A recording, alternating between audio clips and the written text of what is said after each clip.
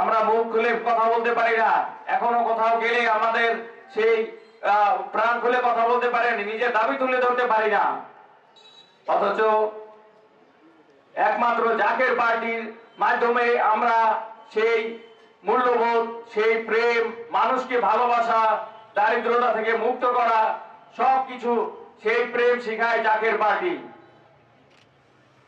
তাই সামনে আমাদের বিশ্ব ইসলামী মহাসম্মেলন 2026,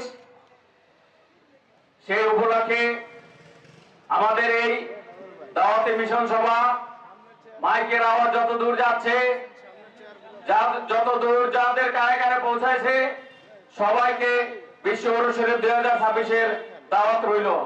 আপনারা আসেন, দেখেন বিশ্ব জাকের মঞ্জিলে কি হয়, ওখানে নৈতিক আদর্শ, নৈতিকতা, নবী প্রেম ওখানে শিক্ষা দেওয়া হয় কিনা।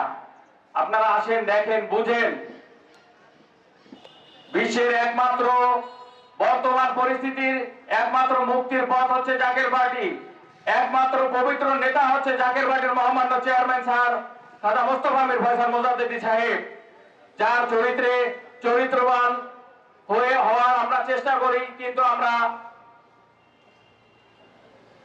অনেক সময় বিচ্যুতি লাইন বিচ্যুত হয়ে যায়।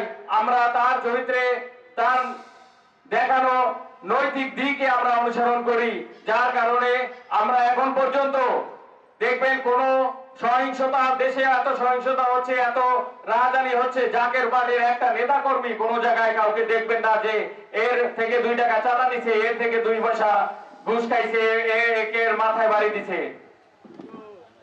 কেউ প্রমাণ দিতে পারবেন না, কারণ আমরা শান্তির পথে চলি, মানুষকে ভালোবাসি, মানুষের হক মেরে খাই না।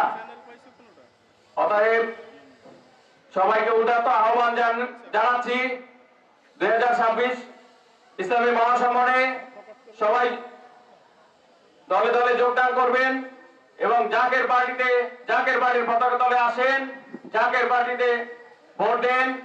সামনে নির্বাচনে আমরা জাকের পার্টি 3 আসনে লড়াই করবে, সবাই জাকের পার্টিতে ভোট দেবেন। এই উদাত্ত আহ্বান রেখে আমি আমার সংক্ষিপ্ত বক্তব্য শেষ করছি। আসসালামু আলাইকুম ওয়া রাহমাতুল্লাহ।